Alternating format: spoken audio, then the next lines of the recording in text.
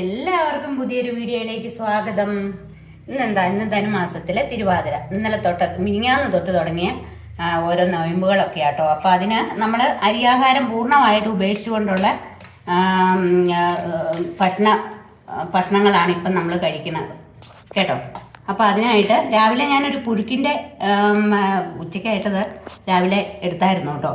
അപ്പം പിന്നെ നമുക്ക് വേണ്ടത് പിന്നെ നമ്മൾ കഴിക്കാൻ പറ്റുന്നതെന്ന് പറഞ്ഞാൽ ഈ കൂവ കുറുകിയത്. നമ്മൾ ഇത്രയും ദിവസം 2-3 ദിവസം നമ്മൾ ക്ഷീണമല്ല കഴിക്കാതെ അരിയാഹാരം കഴിക്കാതെ ഇരിക്കുമ്പോൾ എന്ന് പറഞ്ഞാൽ കുറച്ച് ക്ഷീണമൊക്കെ നമുക്ക് ഉണ്ടാകും. അപ്പോൾ അതൊന്നും വരാതിരിക്കാൻ വേണ്ടിയിട്ട് ഉള്ള ഒരു റെസിപ്പി കൂടിയാണിത് കേട്ടോ. കൂവയാണിത്. ഇത് കണ്ടോ, ഇത് കൂവ പായസം എന്നും പറയും കേട്ടോ. ആ കൂവ പായസം ഉണ്ടാക്കാനാണ്. അപ്പോൾ അതെന്താണ്, നമുക്ക് വയറ്റിൽ വല്ല പ്രശ്നങ്ങളുണ്ടെങ്കിൽ അതിനൊക്കെ ഈ കൂവ കുറുക്കിയത് നല്ലതാണ്. ഞാൻ പിന്നെ അത് ഇത്തിരി കൂടെ മോഡിഫൈ ചെയ്താണ് ഇതിവിടെ തയ്യാറാക്കുന്നത്. അതിനായിട്ട് ഞാൻ എടുത്തിരിക്കുന്നത് ഇത്രയും കൂവപ്പൊടി, പിന്നെ വെള്ളമുണ്ട്, നെയ്യുണ്ട്, പിന്നെ ശർക്കരയുണ്ട്, പിന്നെ ഏത്തയ്ക്ക പഴം ഞാൻ മുറിച്ച് വെച്ചിരിക്കുന്നതാണ്. പിന്നെ ഇത്തിരി തേങ്ങാക്കൊത്തൂടെ. ഇതൊന്നും വേണമെന്നൊന്നും നിർബന്ധമില്ല. പിന്നെ ഏലക്കയാണ് കേട്ടോ, കുറച്ചേ ഉള്ളൂ ഇതിൻ്റെ അകത്ത്. അപ്പോൾ അതിനായിട്ട് നമുക്ക് ആദ്യം എന്താ ചെയ്യേണ്ടതെന്ന് വെച്ചാൽ എന്താണെന്നറിയോ, ഈ ഇത്രയും ഒരു 3/4 ഗ്ലാസ് മുട്ടുണ്ട് കൂവപ്പൊടി, അതിനകത്തോട്ട് നമ്മൾ അത്രയും വെള്ളം ചേർത്ത് ഇതൊന്ന് അലിയിപ്പിക്കുക. ഈ വെള്ളത്തിൽ ഇത് അലിയിപ്പിച്ചെടുത്തിട്ട് കാണാം കേട്ടോ. ഇത് ഞാനുണ്ടല്ലോ ആ കൂവ അത് വെള്ളത്തിൽ കലക്കി കേട്ടോ. അത് ഞാൻ എന്നിട്ട് ഒന്ന് അരിച്ചുകൂടെ എടുത്തു. നമ്മൾ മേടിക്കണ കൂവയല്ലേ, അപ്പം കൂവപ്പൊടിയല്ലേ, അപ്പം അതിനകത്ത് ചിലപ്പം നല്ല തരികളൊക്കെ കാണും. അപ്പം ഞാൻ ആദ്യം വറുക്കാനുള്ള സാധനങ്ങളൊക്കെ വറുത്തെടുക്കാം, എന്നിട്ട് ഇത് വെക്കാം. അപ്പം അതിനായിട്ടൊരു സ്വല്പം നെയ്യ് ഒഴിക്കണം കേട്ടോ. കുറച്ച് മതി.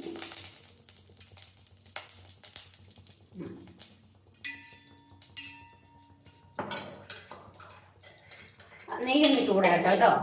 നെയ്യൊന്ന് ചൂടാകുമ്പോൾ എന്താണെന്ന് വെച്ചാൽ ഞാനിത് ചെറിയ ഒരു ഓട്ടുരുളിയിലായത് ഉണ്ടാക്കണേ. ഈ തേങ്ങ ഒന്ന് വറുത്തെടുക്കാം കേട്ടോ. തേങ്ങ ചിരണ്ടിയിട്ടാലും കുഴപ്പമില്ല. വറുത്തെടുക്കുന്നതാണ് ഒന്നുകൂടെ ഒരു കടിക്കാനൊക്കെ നല്ലൊരു രസം. അതുകൊണ്ടാട്ടോ അങ്ങനെ ചെയ്യണേ. ഇനിയിപ്പം നമ്മൾ അതൊന്ന് ചുമന്ന് വന്നു കേട്ടോ. അപ്പോഴത്തേനും നമുക്ക് ഈ ഏത്തക്കായും കൂടെ നുറുക്കിയത് കൂടെ ഒന്നിട്ട് ഇളക്കാട്ടോ. ഇളക്കി അതൊന്ന് മൂപ്പാകുമ്പോൾ നമുക്ക് കോരി വെക്കാം. ഇതുണ്ടോ, നല്ല മണം കേട്ടോ. നമ്മുടെ നെയ്യുടെയും തേങ്ങാക്കൊത്തിൻ്റെയും ഏത്തക്കായുടെയും ഒക്കെ ഇത് നമ്മൾ ഉണ്ടാക്കി വെച്ചത് തന്നെ, നമ്മുടെ വീട്ടിലുണ്ടാക്കിയ നെയ്യാട്ടോ. ഇതിൻ്റെ ഒരു പ്രത്യേക മണം ഉണ്ട് ഇതിന്. ഇത് ഇത്ര നന്നായിട്ട് നമുക്ക് മൂക്കണ്ട. ഈ ഒരു ഇതിൽ മൂത്താൽ മതി കേട്ടോ. അപ്പം നമുക്കിത് വേറൊരു പാത്രത്തിലോട്ട് ഞാൻ കോരി വെക്കുവാണേ. അത് ഞാൻ കോരി വെച്ച് എന്നിട്ട് ആ പാത്രത്തിലോട്ട് തന്നെ, ആ ഉരുളിയിലോട്ട് തന്നെ കുറച്ച് വെള്ളം നമുക്ക് ഒഴിക്കാം കേട്ടോ. ഇത് മതി. എന്നിട്ട് ആ വെള്ളത്തിനകത്തോട്ട് നമുക്ക് ഈ ശർക്കര ഇടാം. ശർക്കര ഇതെല്ലാം വേണ്ട, ഇത് ഒരു ശർക്കര ഉണ്ട്, അത് വേണ്ട, അതെല്ലാം വേണ്ട, ഇത് മതി. നോക്കാം, ശർക്കര കുറച്ച് മതിയല്ലോ. ഇന്ന് അലിഞ്ഞു വരട്ടെ കേട്ടോ.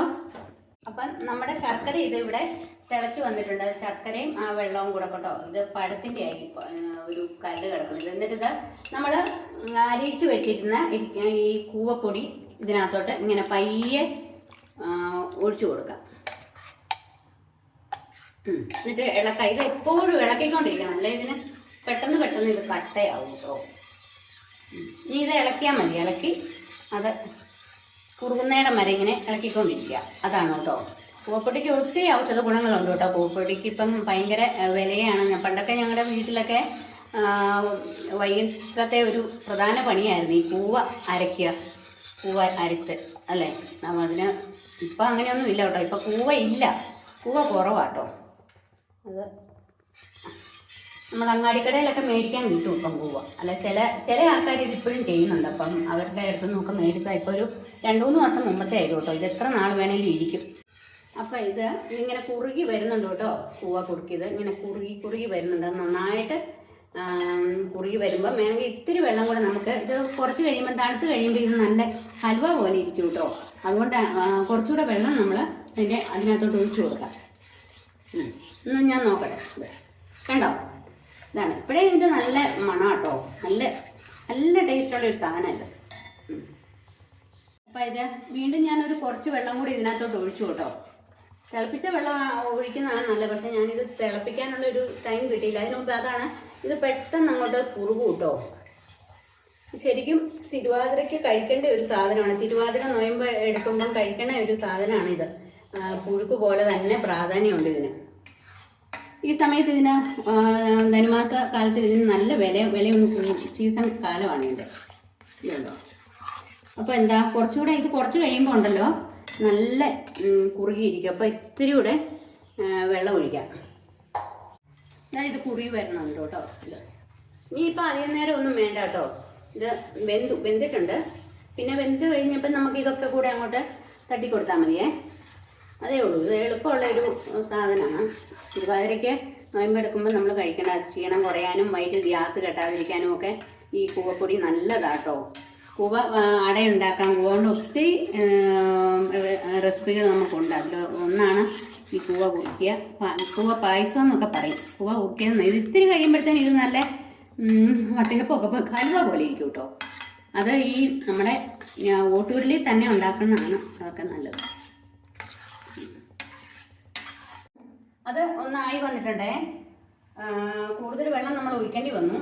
എന്നിട്ട് ഈ നമ്മൾ വറുത്ത് വെച്ചിരിക്കുന്ന തേങ്ങാക്കൊത്തും നമ്മുടെ എന്താണ് ഏത്തക്ക വഴറ്റിയതും ഒക്കെ കൂടെ ഇങ്ങനെ ഇട്ട് ഇതാണ് ഇത്രേ ഉള്ളൂ. പിന്നെ എന്താണെന്ന് വെച്ചാൽ സാധാരണ ഇത് പായസമല്ല, കൂവ കുറുക്കിയെന്ന് പറയും. കൂവ പായസം എന്ന് എല്ലാവരും പറയും. അതൊന്ന് മധുരം ബാലൻസ് ചെയ്യാൻ വേണ്ടി നമ്മൾ ഇതിനകത്ത് ഒരു സ്വല്പം ഉപ്പൂടെ ഒഴിക്കണം കേട്ടോ. അല്ല സാധാരണ പായസത്തിന് നമ്മൾ ഉപ്പ് ഒഴിക്കില്ല. ഇതിന് ഇത് കണ്ടോ, ഇത് അപ്പോൾ ഇതാണ് നമ്മുടെ കൂവ കുറുക്കിയത്. തിരുവാതിരയുടെ ഒക്കെയുള്ള കൂവ കുറുക്കിയത് ഇതാ ഇവിടെ റെഡി ആയിട്ടോ. അപ്പം ഇതിനകത്ത് ഇത്തിരി എന്താ ഏലക്കാപ്പൊടിയും കൂടെ ഞാൻ ഇട്ടിട്ടുണ്ട് കേട്ടോ. നിർത്തി അത്രേ ഉള്ളൂ പണി. ഇത് കണ്ടോ. അപ്പം എന്താ ഇന്ന് വൈകിട്ട് 5:45 ഈ തിരുവാതിര തീരും ഇപ്പോൾ. അപ്പോൾ അതിനു മുമ്പ് ഇത് നമുക്ക് കഴിക്കണം കേട്ടോ. നല്ലൊരു റെസിപ്പി ആണ്.